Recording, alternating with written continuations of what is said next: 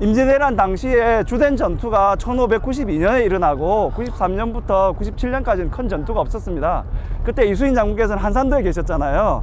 우리가 견내량을 기준으로 서쪽으로 한산도가 있기 때문에 한산도 쪽에는 조선 수군이 자리하고 있었고 부산 마산 방향으로는 왜군이 있었지 않습니까? 그래서 여기가 자연스럽게 휴전선이 됐던 겁니다. 오늘 일단은 저희가 거제 남쪽으로 가는 방향을 하기 때문에 남쪽으로 내려갈 건데요. 특별하게 우리가 그 바지선을 이렇게 큰 바지선을 끌고 가는 배를 타코보드라고 하거든요. 이런 배들이 한 번씩 나가는 거 보면 가슴이 조마조마합니다. 왜냐하면 안 가는 것 같아요. 만약에 물살이 여수에서 이렇게 부산 방향으로 갈 때 거꾸로 가잖아요. 그러면 안 가는 것 같아요. 근데 조금씩 나가죠. 근데 조선시대 때 만약에 물살을 거슬러서 만약에 노를 젓거나 한다면 정말 어렵겠죠. 그러니까 아마 이순신 장군께서는 물살까지 조류의 방향까지 계산하셔서 활동하셨을 겁니다. 그리고 보시면 주로 여수에서 출발할 때가 저녁이 아니라 새벽이죠. 네, 왜냐하면 물살이 여수에서 부산 방향으로 가니까요. 그러니까 반대로 작전하고 저녁에 들어오시긴 또 편하시겠죠. 네. 자, 제 오른쪽을 봐주십시오. 제 오른쪽을 봐주시면 신대교가 보이시죠? 저기 노란 바지 보이십니까? 저 자리가 도선 시작점입니다. 여기 통영 견내량에서 도선 시작점이 딱 저기입니다. 지금 맞은편에 보시면 너티나무 보이시죠? 저 너티나무 있는 데가 이쪽이 거제 견내량 도선장입니다. 임진왜란 이후에는 통영에 통제형이 생깁니다. 그러면서 방어 시스템이 달라집니다. 그러면서 통제형을 수비를 해야 되니까 동쪽에는 뭘 만드냐면 미륵도 쪽에 당포진과 삼천진이 있고요. 서쪽으로는 견내량 유방이 생깁니다. 근데 견내량 유방이 어디냐면요. 지금 통영수협 견유위판장 있죠. 네, 견유위판장 뒤에 저기 초록색 건물 보이십니까? 저 자리입니다. 사실 지금까지 견내량 유방 자리를 저희가 확보하지 못했었는데 이번에 저희가 파악을 하게 됐습니다. 네.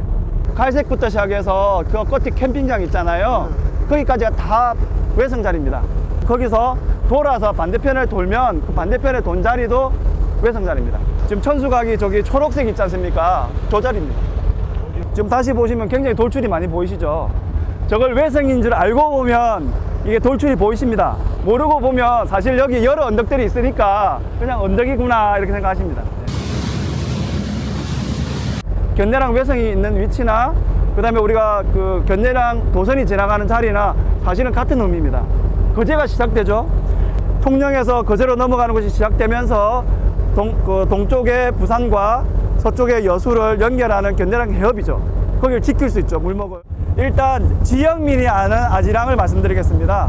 여기가 어구마을입니다. 어구마을 끝에 지금 이쪽 제일 끝이 보이시죠? 여기와 맞은편이 어디냐면 여기가 비산도입니다. 그리고 그 다음에 저기 굉장히 높은 산 하나가 보이시죠? 저 높은 산이 어디냐면 자도입니다.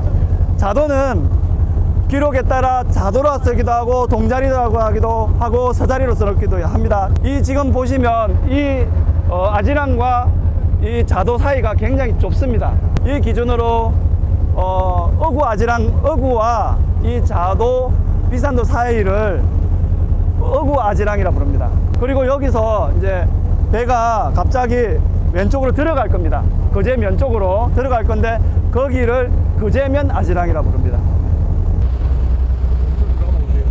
지금 이게 산달도입니다. 지금 뭐 산달도가 여러 가지 어원이 있을 수 있지만 산달도의 가장 유명한 거는 세 개의 봉우리잖아요.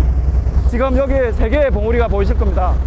그래서 원래 경상 우수영이 웅천 제포에서 생기지 않습니까? 생겼다가 창원 합포를 갔다가 거제로 넘어오죠. 거제에 넘어왔을 때 첫 번째가 산련포죠. 그 다음에 타포 오하포로 갑니다.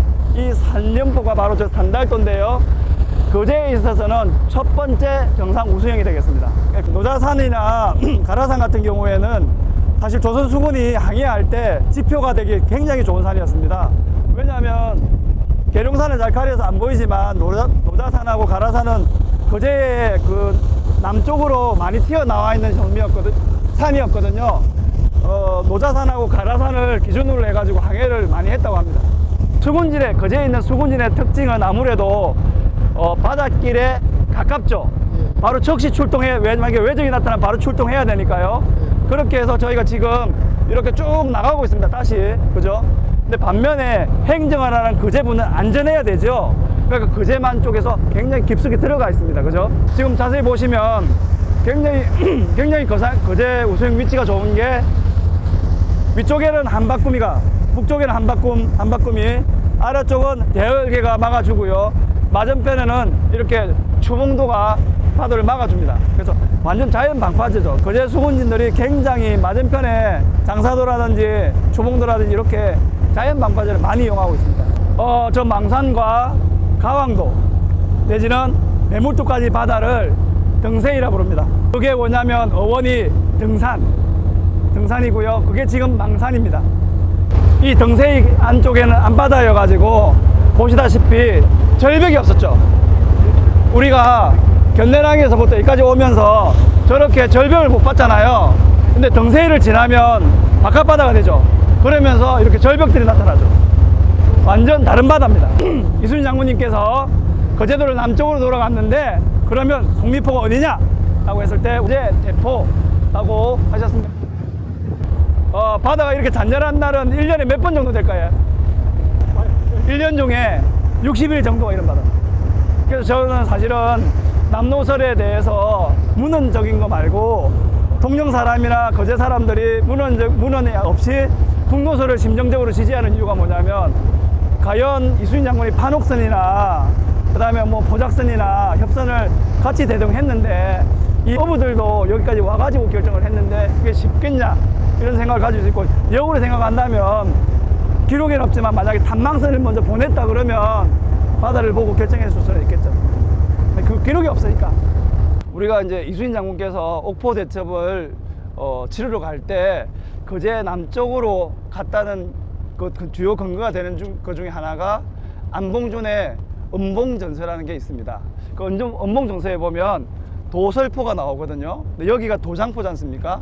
그래서 이 도장포가 거제 남쪽으로 이순신 장군께서 조선 수군이 지나가지 않았나 하는데 주요 근거가 되고 있습니다. 저기 뒤가 이제 그 조라포입니다. 계회도 중에서 저기 조라포 남망에서 만나서 하는 계회도가 하나 있지 않습니까?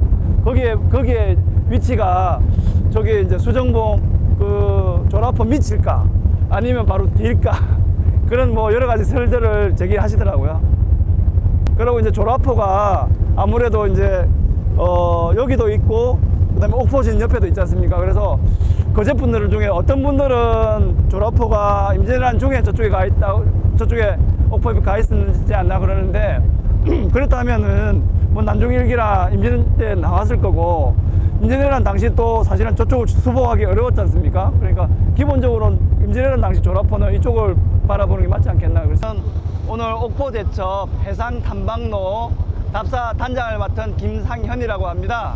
이순신 장군께서 지휘하시는 전라 자수영과 원균 장군이 지휘하는 경상 우수영군이 합쳐져 가지고 조선 수군이 처음으로 승리를 거둔 해전입니다. 근데 그동안 옥포 해전에 출전 경로가 거제도 남쪽을 돌았느냐 거제도 북쪽을 돌았느냐를 가지고 사실은 갑론을박해 왔습니다. 이번에는 처음으로 사상 최초로 거제 남쪽을 도는 루트를 내서 옥포 대첩 코스를 가고 있습니다. 저희가 한산도 옆에 있는 견내랑에서 출발해서 아지랑을 지나서 등세이, 등산을 지나서 지금 거제 남단을 돌아서 막 지금 이제 옥포를 진입하기 직전입니다. 오늘 정진술 교수님이나 이민훈 교수님이나 또 이철영 교수님 이런 분들은 우리나라 임진왜란 해전사나 공수대에 있어서는 최고의 권위자이십니다. 근데 이런 분들도 사실은 이 답사에 처음 참석하셨거든요. 우리 전문가분들하고 우리 거제 시민들께서 이순신 장군께서 가셨던 그 길을 함께 가볼 수 있는 거에 큰 의미가 있습니다. 네, 그렇습니다. 사실은 우리 병강용 거제시장님이나 그다음에 우리 문화원장님께서도 깊은 관심을 가지고 계시고 지금은 올해는 거제 남쪽으로 돌아서 가는 루트를 선택했다 그러면 내년에는 거제 북쪽으로 가는 루트를 한번 가보려고 합니다. 그래서 지금 더 현실감이 훨씬 더 있으시잖아요. 그리고 지금 아마 학술 논문 준비하시는 분들 입장에서도 기존의 난중일기라든지 옥포파 외병장이라든지 음봉전서에 있는 내용들이 훨씬 더 현장 감각이 풍부해지면서 세미나로 훨씬 풍부해질 것이라 보고요. 우리 거제 시민들도 사실은 딱딱한 문헌들만 이야기했을 때는 정말 어렵지 않습니까? 그런데 이 현장을 와봄으로 해서 또 옥포해전에 대한 이해가 훨씬 더 깊어질 것이라 생각하십니다. 이번이 처음이지 않습니까? 세미나도 본격적인 세미나도 이번이 처음이고 해상답사도 이번이 사실상 처음입니다. 이것이 한 번으로 끝나서 될 것이 아니라 앞으로 거제 북로를 돌아오기도 하고요. 앞으로 일본 쪽 학자들도 초청해서 옥포 대첩 세미나를 국제 학술 세미나로 더 키워야 된다고 생각합니다. 저희가 이제 지금 거제 분들은 이거를 다 양지암이라고 부르잖아요. 근데 조선시대 기록에는 양지암이 없습니다. 양주암으로 되어 있습니다. 그리고 언몽전서에는 양암으로 되어 있습니다. 근데 저희가 이제 양암을 돌아갈 텐데요. 국사봉 아래에 이제 옥포진이 있었지 않습니까? 그러다 보니까 실제로 외적도 옥포진 근처에 있는 마을을 들었을 거라 봅니다. 그래서 굉장히 좀 깊숙이 들어가지 않았을까. 아파트 단지 있는 쪽으로 그렇게 바라보고 있습니다. 오늘 우리가 항상 육지에서 바다를 보면서 살펴본 거하고 반대로 오늘은 이제 바다에서 옥포해전 출전로를 따라서 이제 가봤는데 역시 좀 시각도 다르고 모든 면에서 참 당시 임진왜란 당시 이순신과 조선수군이 얼마나 고생하면서 갔을까 하는 거를 그런 걸 좀 느껴볼 수 있는 그런 기회였고 남노설하고 이제 북노설하고 내일 이제 세미나 하게 될 텐데 남노설이 갖는 어떤 그 과정 이런 것들을 이제 바다에서 직접 가보는 게 굉장히 의미 있지 않았을까 그런 느낌이 듭니다. 네. 안 그래도 거제 역사에 대해서 관심을 가지고 있었는데 저희가 사실 옥포해전이 옥포 대첩이 굉장히 중요한 사건이잖아요. 근데 그 루트를 이순신 장군과 수군들의 마음으로 같이 이렇게 쭉 둘러봐서 그 당시 사람들이 이 배를 타고 그리고 왜군을 대적하는 마음이 어땠을지 또 사실 좀 무겁기도 하고요.